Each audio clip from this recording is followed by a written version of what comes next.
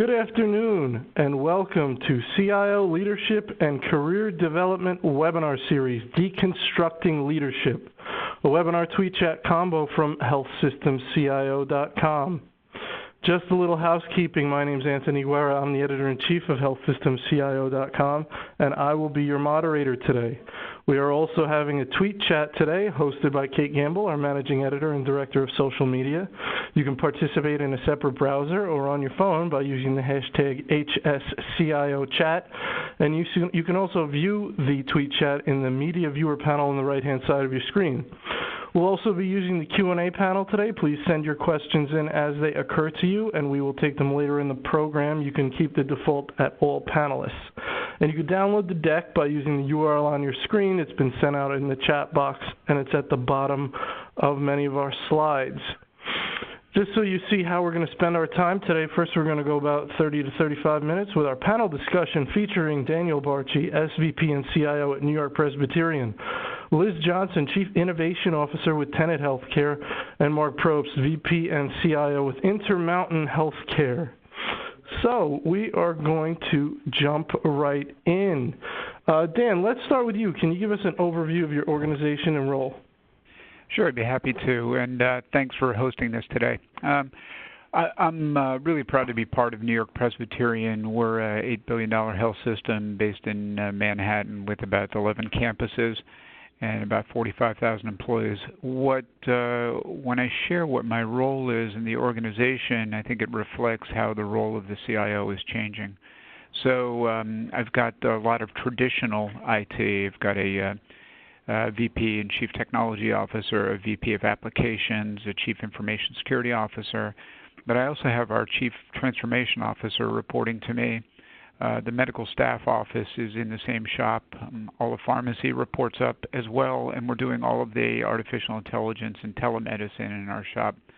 One of the challenges I think that we have in healthcare today is deciding what's IT and what's technology in the future, and I'm afraid that bifurcating it gets a lot of people in trouble because they don't know what's digital versus what's IT, and I think it's all different shades of the same thing, and we just need to harness technology to make technology work for our clinicians. Very good. Thank you, Dan. Looking forward to our chat. Liz? Good morning, or good afternoon, depending on what part of the country you're in. I'm Liz Johnson. I'm the Chief Innovation Officer at Tenet Healthcare. Tenet Healthcare is in 43 states delivering healthcare through both acute care hospitals, surgical hospitals, ambulatory centers. We also have urgent care centers, physician offices, and a billing company that is a part of our organization, and we are staffed by about 110,000 employees. My role is a brand new role at Tenet. It's been in place almost a year now, and it is the opportunity to take a lot of what Daniel said and really look to the new strategies around technology, digital learning, AI, robotics, all kinds of things that are about the way that we can deliver care in a more proficient way, the way that we can ease the burden on our providers and make the patient journey one that is more easily understood by the patient, and they can move through the continuum of care with more information about the decisions that they need to make. And so while it's been an incredible learning experience, and I know that in many shops we have that as part, and Daniel referred to it, we had the opportunity here to actually pull that out and really focus on that and get out of the day-to-day operations. So I must tell you, it's one of the most exciting opportunities I've ever had. Very good. Thank you, Liz. Marc? Yep, I'm Marc Probst. I'm with Intermountain Healthcare. We are primarily based in the state of Utah, although we have a little bit of work up in Idaho, and we're branching into Nevada a little bit. So we're about almost a $10 billion organization. We've got a health plan which represents a lot of our revenue as well as a lot of the benefits that the organization receives. We've got 25 hospitals. We'll open a 26th hospital next year. Unlike a lot of the country, we are growing organically, and that's because the state is growing just incredibly fast, primarily with high-tech work coming out of California. But it's been pretty exciting. The economy is really good in the state of Utah, allowing for the growth. So we're full, just an integrated delivery network. And I would agree with both what Daniel and Liz said. We have changed the name of information systems to Care Transformation Information Systems, and that came with a group that joined Information Systems in August of last year, which consisted of about 700 mostly clinical individuals, so nurses, pharmacists, respiratory therapists, doctors, and really focusing on how we use these systems to better meet the needs of our patients and our caregivers. And it's been quite the transition, but I really believe that we're doing the right things and focusing not on technology, and that's table stakes, but how do we make that technology really consumable, usable, and beneficial to our caregivers. And it's been an exciting journey, and we'll stay on it. Very good. All right, so all three of you have touched on something, and we talked a little bit about it in the pre-webinar call about things transforming, changing, titles, new titles in the C-suite, things changing, things coming under IT, things being pulled out of IT. So this is very interesting, and I think we might try and touch on that later in the program. What we're going to talk about today is something very near and dear to my heart, just always been of interest to me in my reading, and so I'm excited to start this webinar series about it. So really there is, and I think the point today is that there is a difference between the specifics. We talk about technology specifics, we talk about role specifics and duties and things like that, and that's great and that's important. We're going to talk about all that, but separated out from that completely is the concept of leadership and the concept of getting people to come on board with you and follow you in a journey you're trying to make. And we've all had many conversations with lots of people we know, and we hear many, many times about, I have a terrible boss, my boss does this, my boss does that, this is not a place I want to work, this is not a person I want to work for. So what we're trying to do today, what we're going to talk about is that type of concept. We're going to try and give everyone on the line some education about what kind of boss you deserve, what kind of boss you want to be, and what's the right way to act to get people, to inspire people and get them to follow you. So with that being said, I want to start with Liz. Tell me a story about the best boss and the worst boss you ever had, and how each experience impacted you, your philosophy on, a lot of times we learn about how we want to be based when we see what we don't want to be, when we experience something that's not pleasant, and your career trajectory. So Liz, you want to jump in there? Absolutely. So I'm going to start with worst, and I will tell you all that often the worst experiences that we have are the ones that we grow the most from if we take advantage of the learning. One of the worst bosses I ever had was a person who couldn't even get to the current century, did not want any change whatsoever, and consistently said things like, we've always done it that way, didn't show equal acknowledgement across the team, and it had nothing to do with gender. It had to do with comfort level with the persons in the room that would clearly support this person's position regardless, had no vision, and, was not transparent. And so when you think about going through a budget process with someone like that, where you show up to a budget meeting and the numbers may or may not have even been privy to those kinds of things in advance, and yet you're asked questions about the content and where that would take us and so on, you can well imagine the sort of quickly learning process you go through, where you learn to take that even as it's happening, and like Anthony said, you kind of have two choices. You either step away from that situation altogether by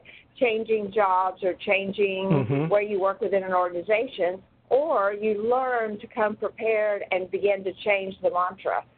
And what I did with that, and it leads to sort of the best boss story, is I took what I learned from that experience, and the next bosses that I looked for were much more visionary, and there's pros and cons to that, and I'll talk about that in just a minute. but also was a person who was transparent and willing to listen to the ideas of others, willing to promote others in their team to speak and tell the stories themselves, gave them an opportunity to truly grow, was standing with them or even in front of them when a mistake was made.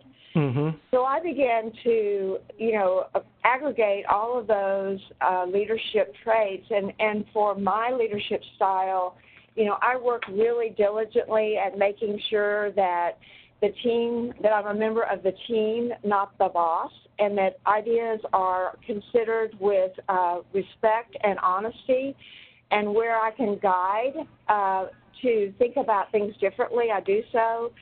Really, looking for people with passion and vision and a willingness to take risk. And I learned that from transforming to someone who really wasn't comfortable with that kind of a leadership style to someone who's very comfortable with it. And I think you'll find that to be very advantageous, particularly as we've all talked about, a world that is changing constantly, and what worked sometimes as short a time as a month ago really has changed, and you have the passion to find out and lead in that direction. Very good. A lot of good stuff there. Bad bosses don't want any change. They're stubborn. They play favorites. They have no vision. They're not transparent. And a couple of phrases you used that I liked were bosses I looked for. So I think that's an important concept. You can do that in your career. You can look for the kind of person you want to work for. And you also use the phrase my leadership style. So that's another thing to think about, developing your personal leadership style. So thank you very much, Liz. Marc, you want to give us your answer to the question? Yeah, sure. And let me offer an opinion that we're accountable for how good or bad our bosses are. I mean, not completely, but we certainly play a role in that, and I think I've really seen that throughout my career. My best boss is clearly my current boss, and that's primarily because he might be listening to this. That's a lesson in how to be a good follower right there. Yeah, I meant to say that too, Marc. He clearly is, and he's the chief financial officer, which I think is a little more traditional in how, CIOs, where they've reported to historically. But he's so much more. I mean, he's also the person that's brought us into innovation and, creating our own funds and really focused on doing new innovative things. He's been all about new business development for the organization. So even though he holds that title, it is far broader than that, and our interests align. I mean, I'm very interested in growth and innovation and those activities. But it isn't just because he's interested in the same things I am, although that helps and kind of goes back to my accountability. Am I helping him, and am I helping him to be a better leader? But also because he really demonstrates what I think are strong leadership principles, and he holds me tremendously accountable. I mean, he is a CFO, so you can imagine what budget is and how I manage that budget, but also understands my interests, like I outlined, and has allowed us to do some really interesting things. 6 years ago, we built a transformation center. It had it has a wet lab where we print our own circuit boards. We bought 3D printers. We, really built out a space for innovative thinking and development. And he kind of did that on a lot of faith, because what I said is, hey, I'll get people to pay for this. You just need to allow me the capital and the ability to go forward.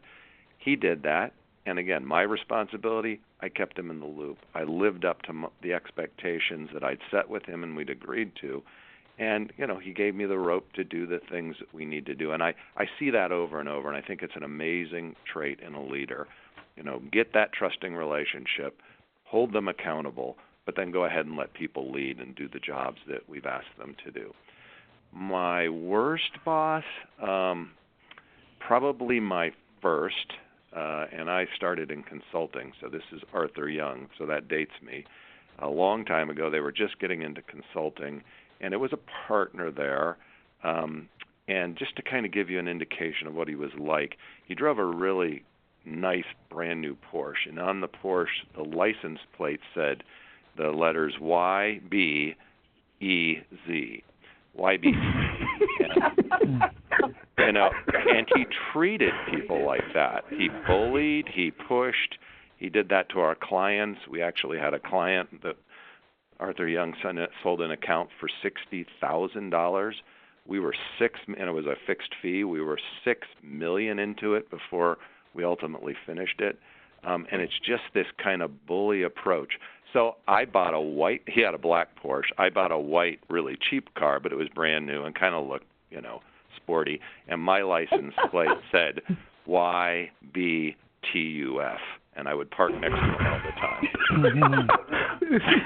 So, anyway, those are my two stories.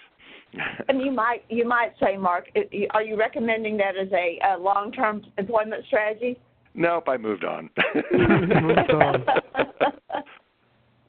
Very good. All right, so interesting points that support your leader, but Mark, a quick follow-up there. The person has to be worthy of support, do they not? Clearly they do, but again, I think we play a role. They didn't become bosses because they were incapable or not smart. They may have traits that aren't appropriate, and maybe that we're just not going to gel. But I do think we have a responsibility to help our bosses, be the best that they are as well. And I see that in the people that work for me, and it's really helpful when we get that kind of a relationship. I agree. Daniel? So I appreciate the insight from Mark and Liz. I'll just be very brief and point out a trait that I thought was really good that I learned from one boss and one that I didn't find so endearing in another. The good one was I worked for a boss when I was early in the telecommunications business, and this guy was unflappable. So we'd have major network outages, like huge customers, downtime. 3 o'clock on a Friday afternoon, the world's falling around us. The guy would sit at his desk and I'd be addressing the issue with him, and he'd pick up the phone and he would call somebody and he'd get a voicemail. And my reaction at the time would have been to hang up and call the next person and call the next person.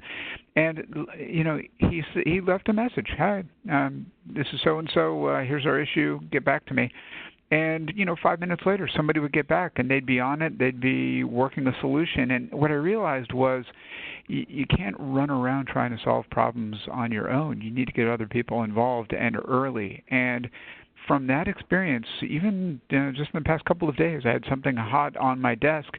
And I thought, instead of me thinking about it, worrying about it, trying to squeeze some time in tomorrow afternoon to work on it, I'm gonna get the right person involved right now, give it to her, get her insights, and then by tomorrow afternoon I'll have something almost done that I might be able to take and polish and do a little bit more with. And so I learned a lot in using other people and getting them involved early, and that was an important lesson to me.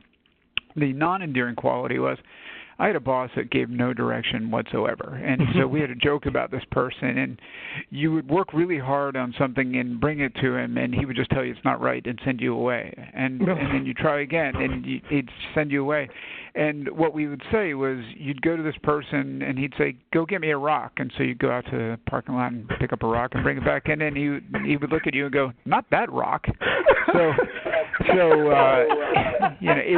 was a joke, but that's how it felt. And I learned you got to give feedback to people.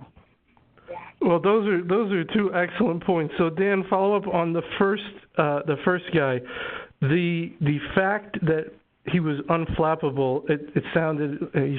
He handled things calmly. I would imagine that pervaded to everyone. That was sort of contagious, as opposed to approaching it with panic, which makes everyone else panic. Is that what you would say?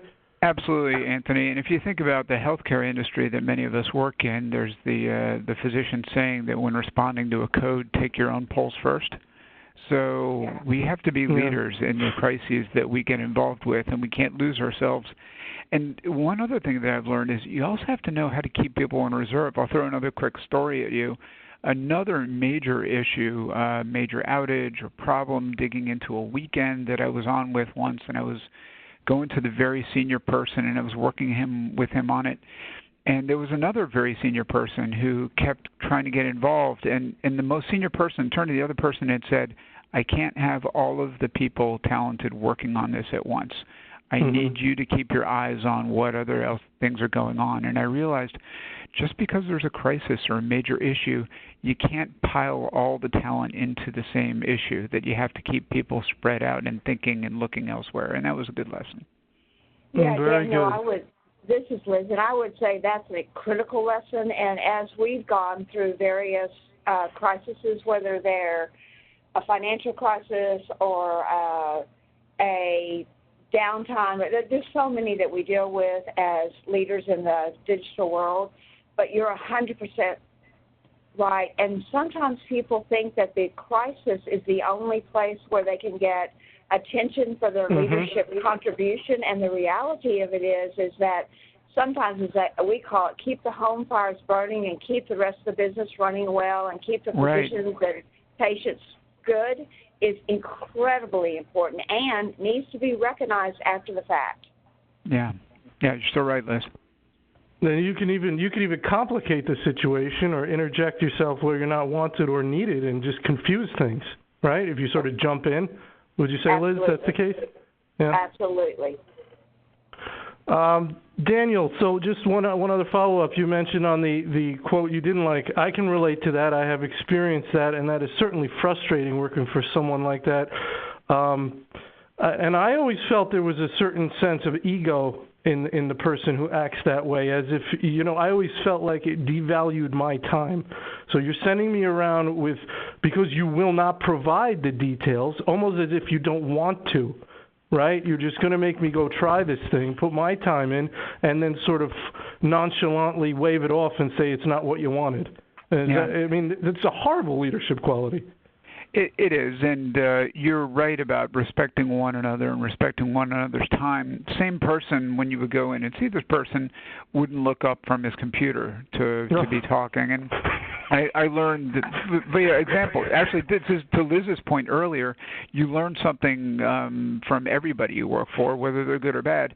What I learned is when somebody comes in, even if I have the most burning thing happening, I have to put down my phone and push away the papers and concentrate on that person. Otherwise, it's no value to them or to me, quite frankly. Right, and you can have an open door, closed door policy. That's a different issue, right? Access. But when somebody is granted access, look up and pay attention to them, right? Absolutely. Yeah. All right, Mark, let's go with the next question. Let's go with you on the next question. When did you realize that studying leadership itself and not just the specifics of what you were doing for your actual job was important? When did you realize the two were separate? Well, the study of leadership itself. So I'm not a big reader of books and information like that on leadership, but I do think I have been an observer of great leaders. Two of them you have on the phone with me today, and they're amazing leaders, and I learn a lot from all of these people. So when did I realize that leadership was important? It's when I talked about my first job, which Liz appropriately pointed out didn't last that long after I started parking next to the partner. I went out and started my own business. And I was relatively young. I would have been in probably about 26. And it was a consulting business similar to what I did for most of my career, all in healthcare. And I learned then that it wasn't management.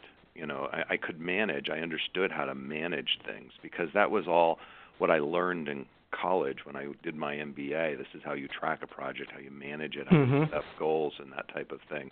But that leadership was something different in motivating people to really help you accomplish things that you could never accomplish alone. And so when we started the company, that really became the time that I said, I have to look back and what capabilities do I have as a leader, and what do I need to work on, and what do I need to build on? Wasn't easy. Learned a lot of hard lessons along the way, but it certainly informed me and helped me build a foundation for where I needed to be. But boy, that study of leadership, in my mind, never ends. And that's why I look to people like Daniel and Liz.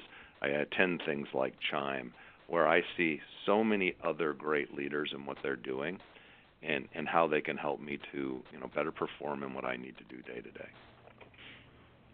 Excellent. Liz?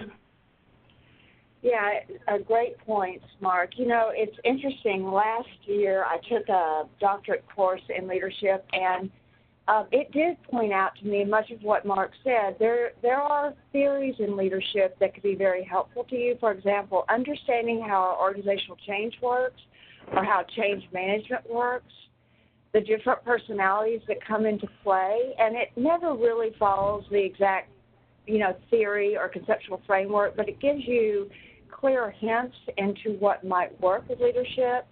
There have been a number of recent CIOs that have put some leadership books on the market, Ivo Nelson, Ed Marks, and I think if you look at theirs, and I think they're talking about, the role of a servant leader, doing the things that we've been talking about to this point, but then the other part that you asked, Anthony, and then applying them to where you work today. And Mark is right. It's not like you read a book and go to work tomorrow and you're a different kind of leader. It's like you read a book and you begin to understand some of the people that you work with and more about yourself and how that exchange can become more powerful. So I think what all of us are lifetime learners, and whether I'm reading a book or reading an article or seeing something on a Twitter feed, or like Mark said, observing the behaviors of others and the way they approach a problem and whether it's successful in their ability to resolve that issue or whether it's not, and what did I learn for that. So, I don't think that we are needing to espouse theories and conceptual leadership frameworks, but instead I think we need to take the combination of all of that and begin to really lose our egos, be servant leaders, and look at the successful leaders. And one other comment I would say is, when you think about reading about leadership, don't just go to the area of healthcare. Look across at great leaders, whether they're, in the area of politics from years ago, in the area of industry. Look at what they did, and those who are more candid in their writing about telling you how things proceeded in a very positive and successful way, but also sharing with you where they failed. To me, that's the ability to do both, learn from literature and others, as well as then look at your own job and see how it can be applied.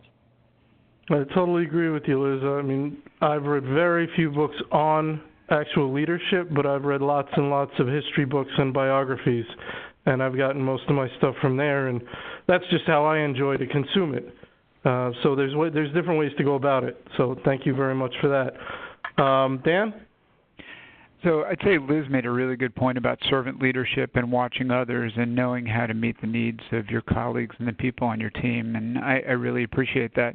I had the fortune of going to Annapolis and studying to be a naval officer, and it's interesting because leadership was the job. Your actual day job was secondary. So we were all naval officers, and whether we happened to be pilots or ship drivers or submariners, that was secondary to your number one job. So from a very early age, I was leading other people.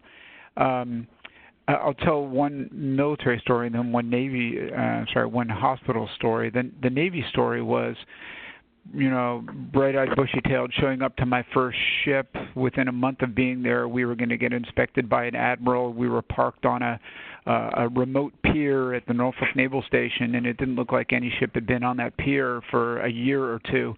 It was a mess. There were weeds growing on the pier. There were rocks and trash, and we had to clean this whole pier, and it was like half a mile long leading out because the admiral was going to be driving up the pier the next day.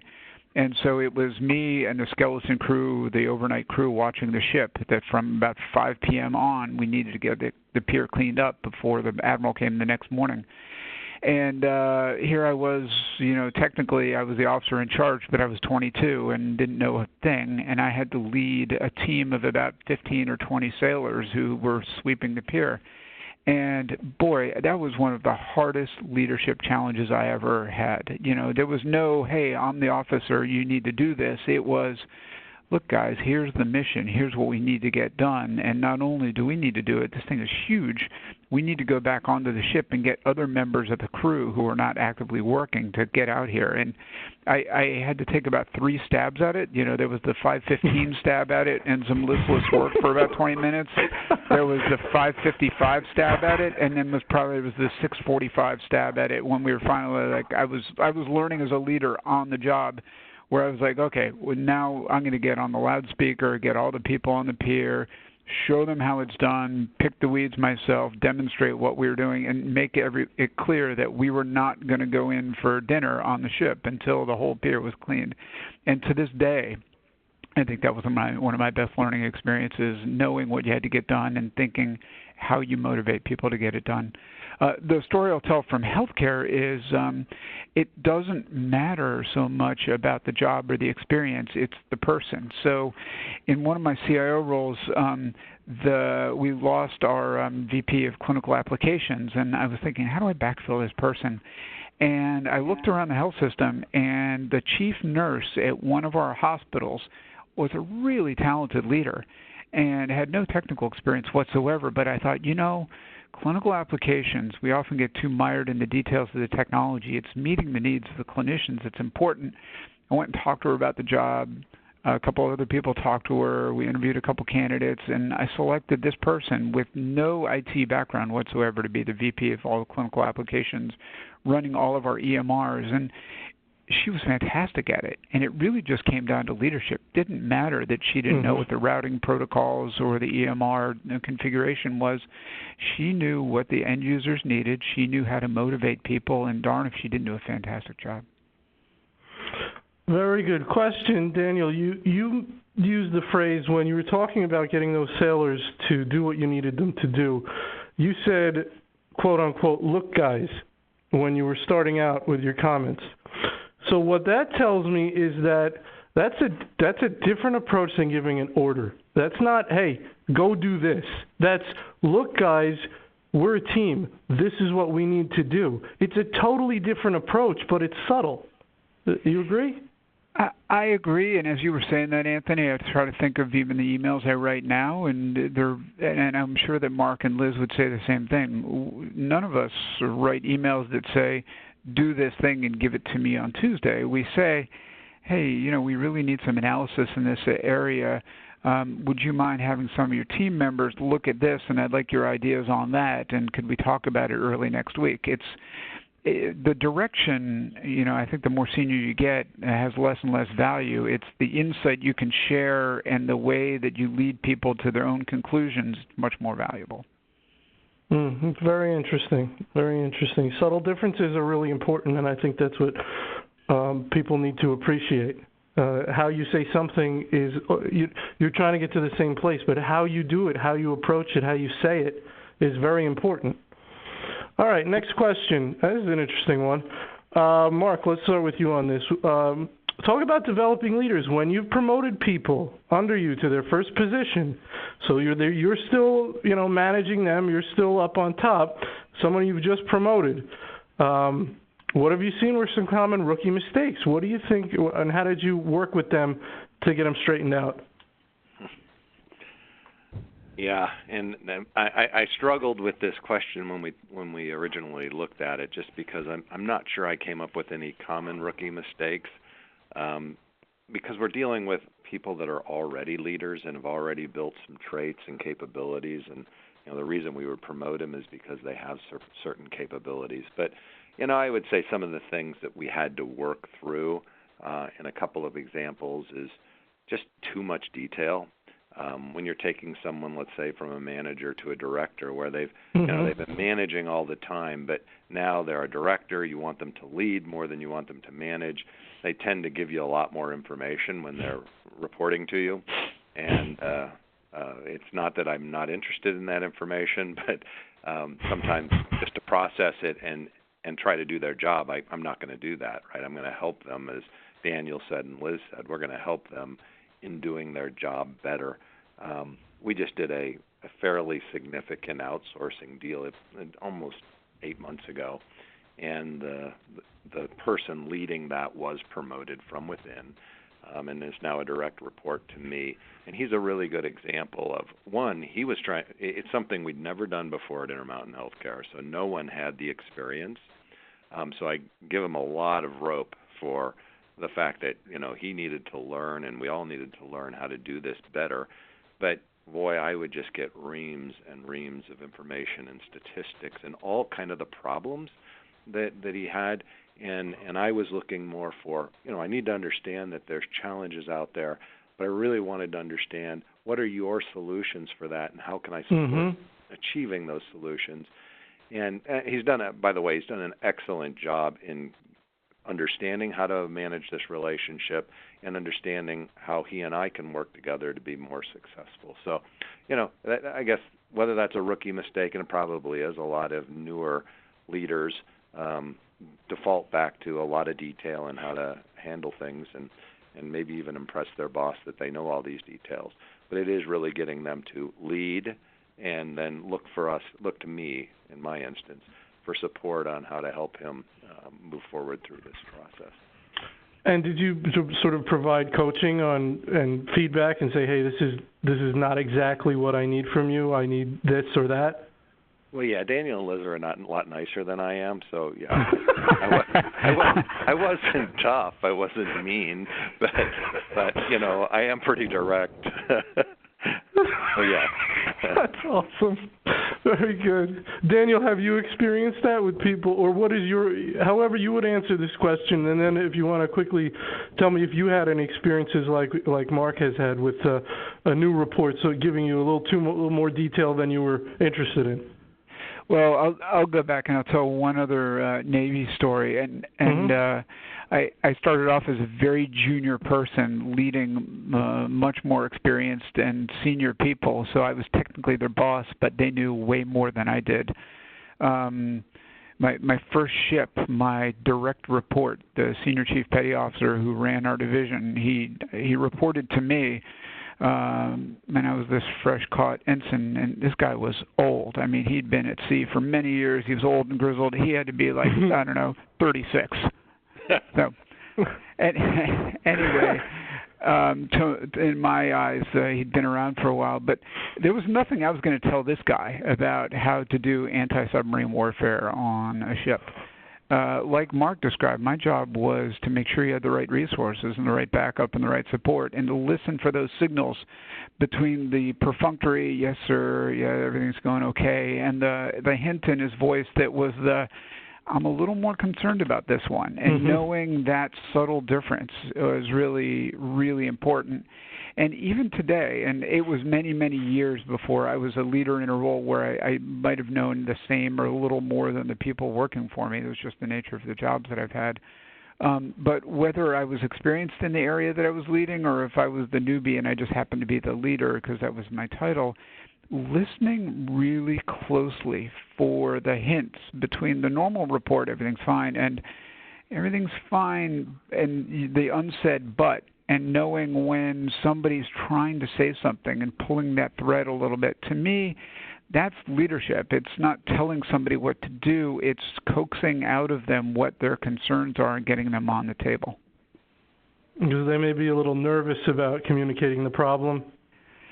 Yeah, so I'll tell you one of the ways that I simply try to cut through all of that is here at New-York-Presbyterian, our IT shop, we have a meeting of all of the VPs and directors every Wednesday morning for about an hour and a half. And the first 20 minutes we spend, first 10 minutes are on quality. Hey, nice job, Marc. Joe's team did a really nice job with the upgrade over the weekend. Sally and her team have just implemented XYZ. We just, good job all around. We share all the quality for the first 10 minutes. The next 10 minutes we call skeletons, and we say, okay, time to get the skeletons on the table. And we literally have time reserved, 10 minutes blocked aside, where we expect to hear bad news. And so people know throughout the week, well, there's going to be this period of time where no questions asked. I can get the issues on the table. This is where we say, well, we did the upgrade, but the server's still flapping. Or, we think we're about 2 weeks behind on this major project. Or I'm concerned that this thing might run over budget. Or if we don't get this upgrade done by next Thursday, something really bad's going to happen with that new hospital opening. And simply having that where the expectation is, hey, not everything's going well. We expect to hear the bad news. It's better to get it out in front of your peers in a judgment-free zone where we can help you. And I think that's an empowering environment to work in.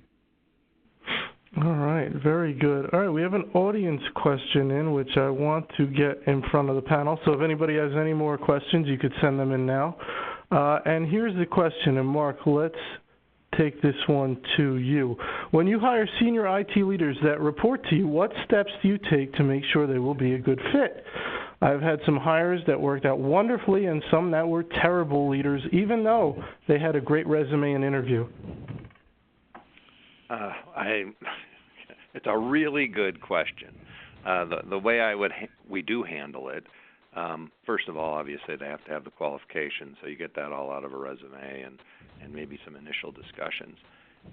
I will spend time one-on-one, usually a few hours, with that individual, going through or individuals, if we're down to 2 or 3 people, and really get to understand them and have them understand me. And I also think a key part of it is doing a panel kind of interview process where I bring in my other direct reports, because sometimes they see things that I don't see, and we can have that discussion. So it really is understanding the person beyond the resume that makes it a more valuable and more likely to be a successful hire. Dan? Yeah, so 2 things. I tend not to hire people from the outside. At one point I said that I'd never hired anybody more senior than a manager from the outside, just because developing people internally is so important. In the couple of instances where I've been part of a management team that's hired a more senior person and they looked great on paper, but things didn't add up, we quickly made a change just within a matter of months, and knowing what the right thing to do was and whether the person wasn't a fit. So in support of what Mark just said, getting the issues on the table and then being very clear and direct and knowing when there's been a mistake made, I think is really important to acknowledge. Very good.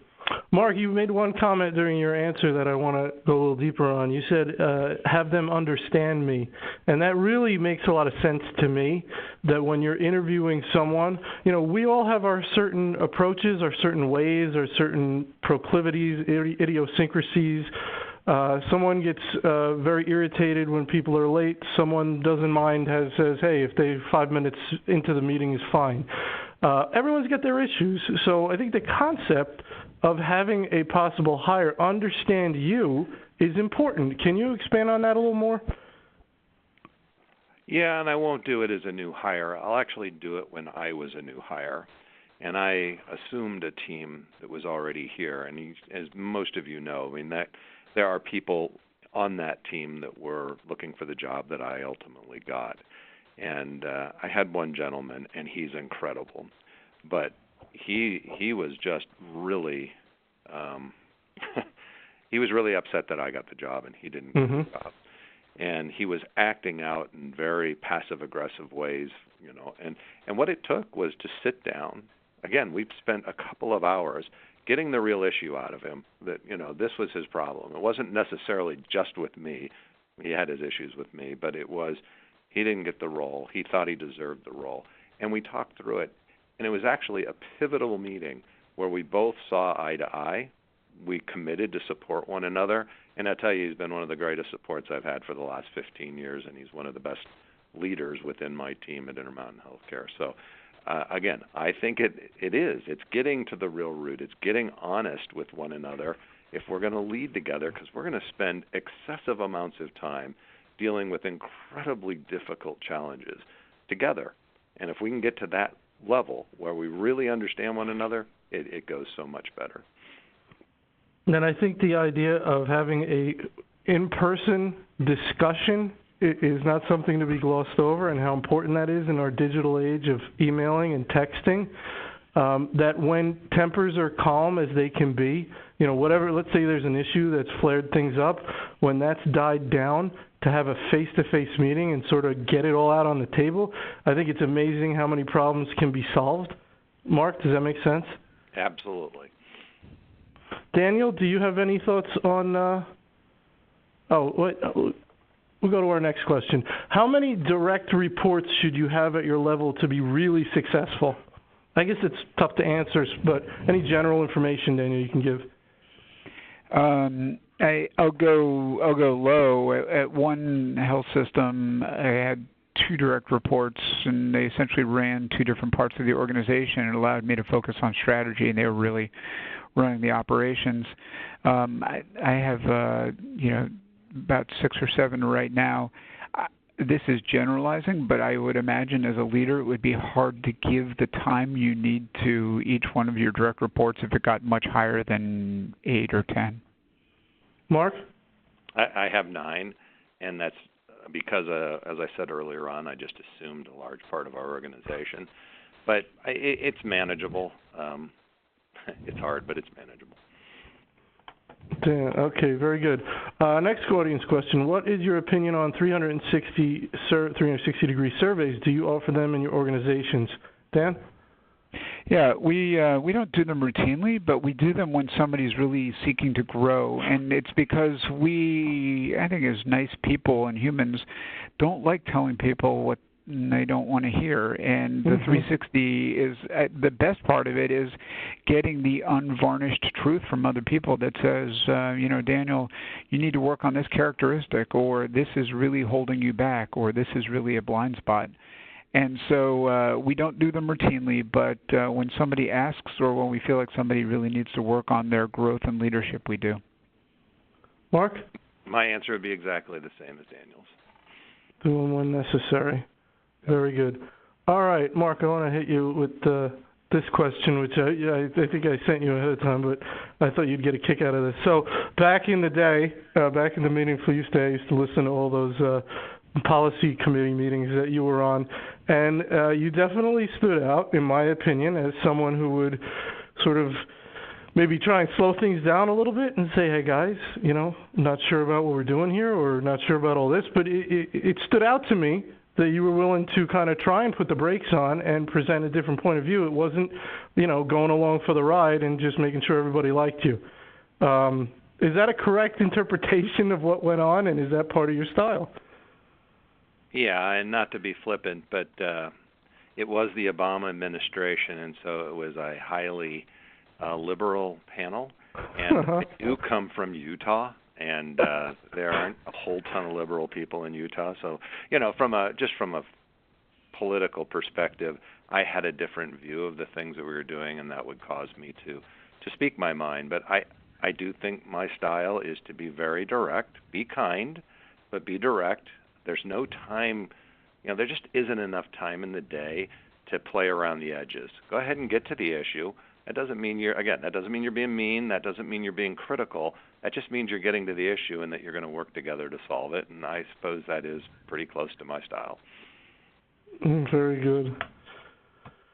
Okay, I've got a couple more audience questions here. What do you look for in a clinical application/informatics director? Do you change your expectations for business expertise based on their clinical backgrounds? Dan?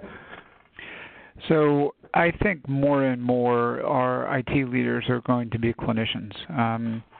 The need to make sure the technology works well for our end users is really important, and some of the best leaders that I've worked with and worked for have been physicians and nurses.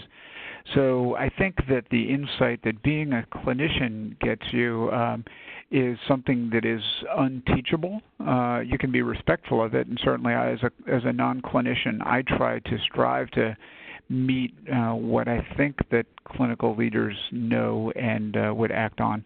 But I look at clinical insight much more as much more important than business or technical competence. All right, very good. Mark, I'm going to give you the next question. Sort of in addition to the annual employee evaluation, do you take the time to have one-on-ones with each of your employees? And I guess you got to define employees versus direct reports. If so, how do you find value in that?